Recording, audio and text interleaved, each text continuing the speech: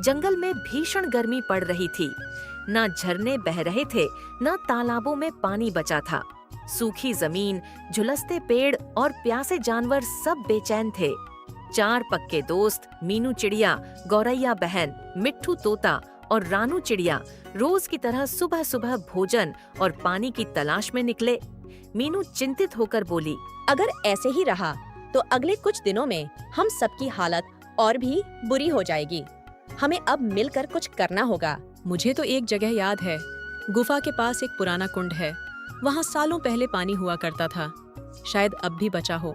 तभी मिट्ठू तोता कहने लगा, लेकिन वह इलाका तो बहुत खतरनाक है।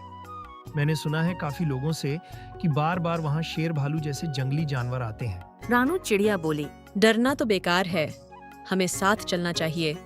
मीनू की सोच हमेशा समझदारी भरी होती है, हमें उस पर भरोसा है। मीनू हिम्मत से बोली, चलिए। लेकिन वादा करो, अगर पानी मिल गया तो हम सब जानवरों के साथ मिल बांटकर उसे इस्तेमाल करेंगे। चारों दोस्त उड़ते उड़ते जंगल की गहराइयों में गुफा के पास पहुंचते हैं। वहाँ सचमुच एक पत्थर से घिरा पुराना कुंड होता है। कुछ पानी उसमें चमक रहा होता है, ठंडा साफ लेकिन बहुत कम। मिट्ठू तोता खुशी से झपटने ही वाला था कि मीनू ने उससे कहा, रुको मिठू भैया। मीनू ने कहा, यह पानी हम सबका है।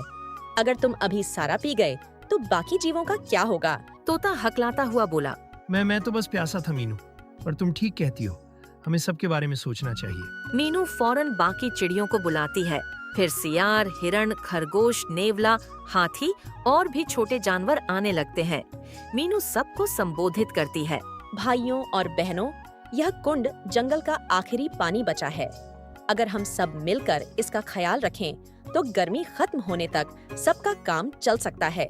हम तय समय पर कतार बनाकर थोड़ी थोड़ी मात्रा में पानी पिएंगे और कोई गंदगी या शोर नहीं करेगा। सब जानवर खुशी खुशी मान जाते हैं। मीनू ने एक नियमों की सूची बनवाई। पानी पीने का समय सुबह और शाम।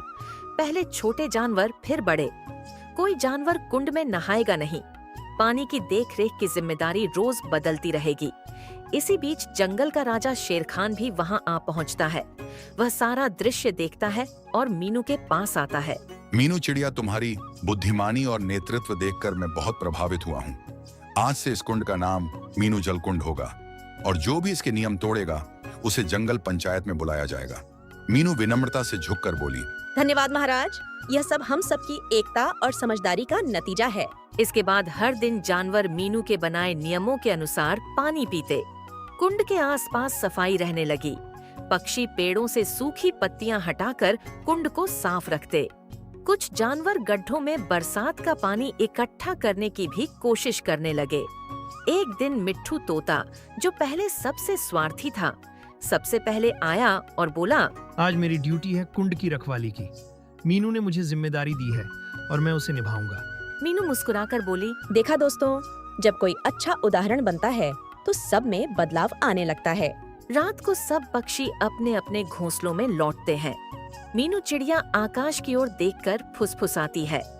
असली खुशी खुद के लिए नहीं, सबके लिए सोचने में